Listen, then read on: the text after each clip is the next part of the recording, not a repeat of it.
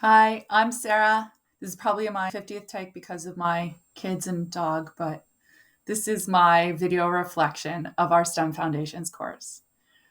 In my initial introduction video, I admitted my fear of STEM. Fortunately, completing this class has helped me overcome my aversion because our activities, labs, and readings revealed a new perspective of STEM to me. I've come to realize, thankfully, that it's not just a science and math application. In fact, the ideas behind STEM can be applied to just about any field or task.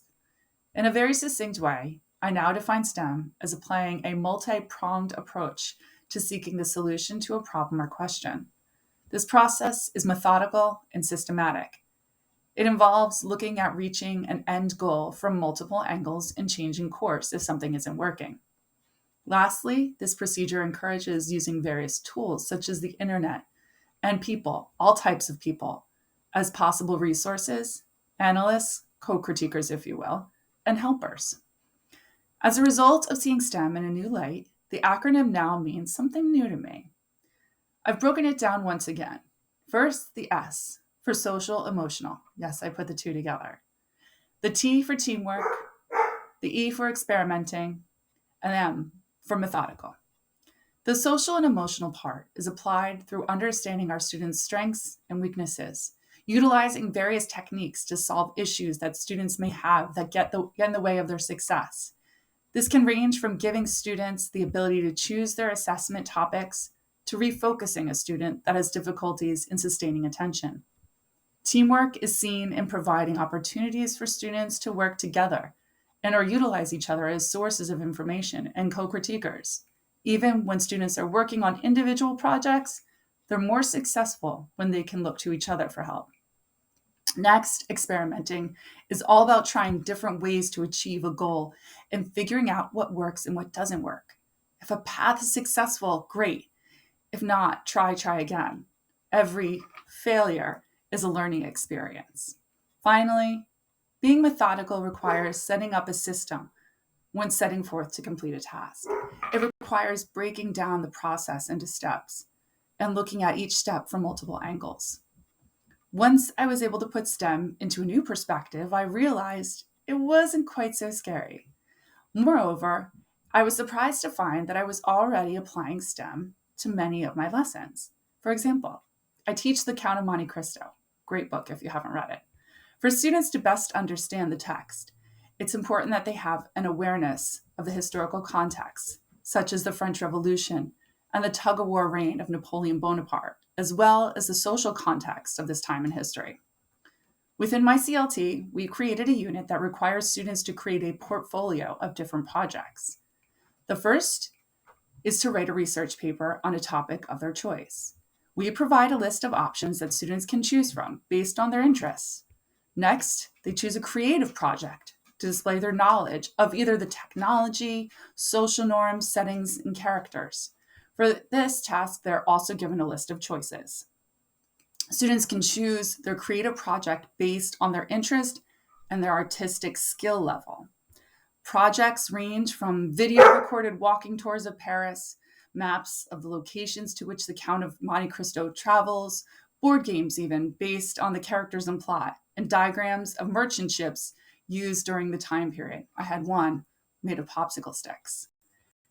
In the final culminating assignment, we once again provide a list of optional topics for which students can write and deliver a speech.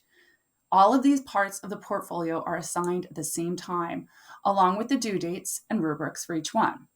Furthermore, they can work on any of the three during workshop time as long as each of the three parts is completed by their individual due dates. And this allows the students at different learning levels and different skill levels to take their time working through each of the projects at their own pace. In consideration of our students' social and emotional needs, class time is built into our blocks so that students can work on their projects, especially since so many of them have after-school obligations. They use this class time to peer edit, ask each other's questions, and work together, as much as they do individually to complete each of their own projects too. Additionally, we require them to fill out check-in forms, which we created with Google Forms, to let us know how they're progressing and what problems they may have so that we can address them. When the research papers are completed, students that research the same topics briefly meet to exchange the main points of the information they learned. Then, the class moves into a big discussion circle to share out what each student has learned. We discuss and ask questions, and when the creative projects are finally completed, we do a gallery walk so that students can share, present, and test out each other's projects. Finally, when it's time to deliver the speeches, we listen and learn about each other's perspective of the text. And then that is the culminating experience that synthesizes the information they learned on their own and from each other as a result of the previous two projects. This leads me to my STEM lesson. In creating my lesson for this course, which was inspired by the UN Sustainability Goal number 3, good health and well-being, I tried to keep in mind the steps and processes that we learned, as well as the successful methods of STEM that I already implemented in my own classroom. This means that I chunked my sustainability lesson into smaller formative assessments that build on each other to result in a culminating project that creatively and visually displays student knowledge. I incorporated various means of representation of the information that I wish students to know, along with various digital tools that students can use for expression. Within each step, students had opportunities to learn from each other, work with each other, and co-critique with each other. To give an idea of my end goal, I created a summative assessment that requires students to use either Canva, Screencastify, storyboard that, or just a plain paper poster to display how physical activity is beneficial to the human body.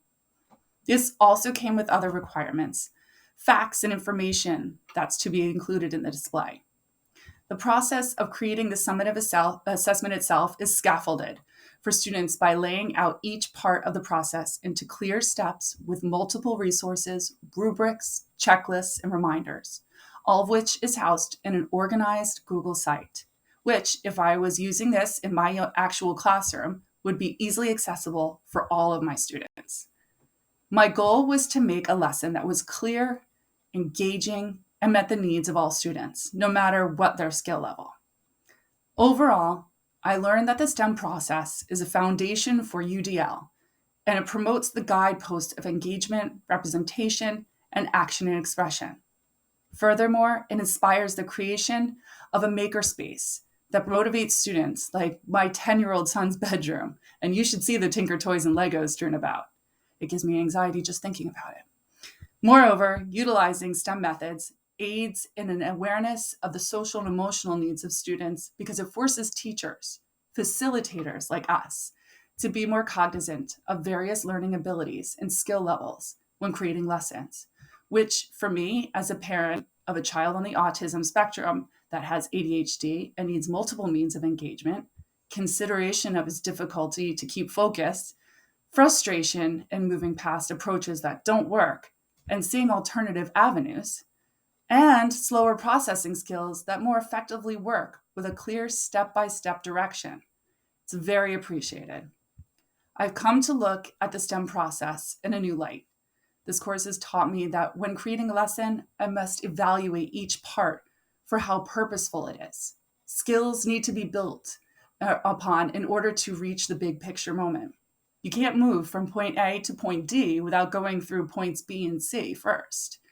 Most importantly, each step must be created to be a valuable learning experience that meets the needs of all students. Thank you.